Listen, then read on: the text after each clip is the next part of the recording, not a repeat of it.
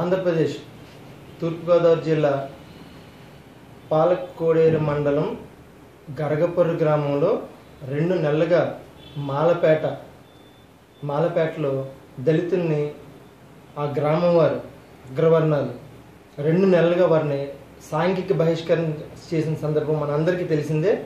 ఈ సందర్భంలో దళిత నాయకులు మరి ఎంతో ఉద్యమ స్ఫూర్తితో దళితులకి సపోర్ట్ కోసం, వారికి చేయూతనివ్వడం కోసం ఎందరో నాయకులు ఫేస్బుక్ ద్వారా, వార్తల ద్వారా, 10 టీవీ న్యూస్ ద్వారా మొత్తం అందరూ కూడా ఈ విషయాన్ని తెలుసుకుని అందరూ కూడా ఏకమై తమ మద్దతును తెలిపి ఇన్ని రోజులు వాళ్ళు మద్దతును తెలిపిన సందర్భంలో ఈరోజు ఈ విషయాన్ని భారతీయ జనతా పార్టీ ద్వారా 35 సంవత్సరాల యొక్క సుదీర్ఘ పరిపాలన మరియు సేవల్లో నియమితుడైనటువంటి జాతీయ కమిషన్ సభ్యులైనటువంటి శ్రీ కేసిపాగ రాములు గారు దృష్టికి మేము తీసుకెళ్ళడం జరిగింది.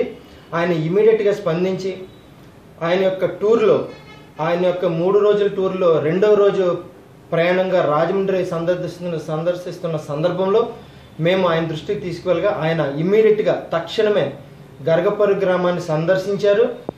3 రోజులు ఆయన అల్టిమేటం వార్నింగ్ ఇచ్చి అక్కడున్న జిల్లా ఎస్పీని కానీ కలెక్టర్ని కానీ రప్పించి దోషుల్ని తక్షణమే కేసులు పెట్టి చర్య తీసుకోమని ఆదేశాలు ఇవ్వడం జరిగింది. అలాగే ఆ గ్రామస్తులకి ఇమ్మీడియట్గా రెస్టోరేషన్ ప్రోగ్రామ్ కింద వారికి ఫుడ్ కానీ అకామిడేషన్ కానీ ప్రొవైడ్ చేయమని ఆయన ఆదేశాలు ఇచ్చారు. కాబట్టి మిత్రులారా, మీరెవరు కూడా కలత చెందొద్దు. ఈ విషయం శాంతియుతంగా భారతీయ జనతా పార్టీ నాయకత్వంలో నరేంద్ర మోడీ గారి స్ఫూర్తితో, క్రమశిక్షణా భావంతో కలిగిన జాతీయ స్థాయి నాయకుల ద్వారా ఈ విషయాన్ని అయితే పరిష్కరించడం జరిగిందని మీ అందరికీ చెప్పడానికి నేను చాలా సంతోషిస్తున్నాను.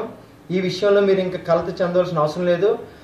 ఒకవేళ కనుక ఈ చర్యలు తీసుకోకపోతే 3 రోజుల్లో కనుక రిపోర్ట్ కనుక ఫైల్ చేసి అరెస్ట్ చేయకపోతే వారు ఢిల్లీ స్థాయిలో దోషులుగా నించునే పరిస్థితి మీకు వస్తుందని జాతీయ ఎస్సీ నాయకులు, నేషనల్ కమిషన్ నాయకులు కేసిపాగ రాములు గారు వార్నింగ్ ఇవ్వడం అయితే జరిగింది.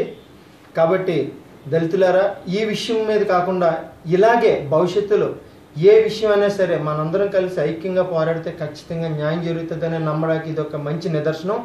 కాబట్టి దళిత నాయకులు మరొక విషయంలో కానీ ఏ దళితుల కష్టంలో ఉన్నా అందరం చేయగలుగుతాం. ఇలాగే సమన్యాయం మనందరికీ కూడా న్యాయం జరిగే విధంగా మనందరం పోరాడదామని నేను మీకు ఈ సందర్భంగా తెలియజేస్తున్నాను. జై భీమ్.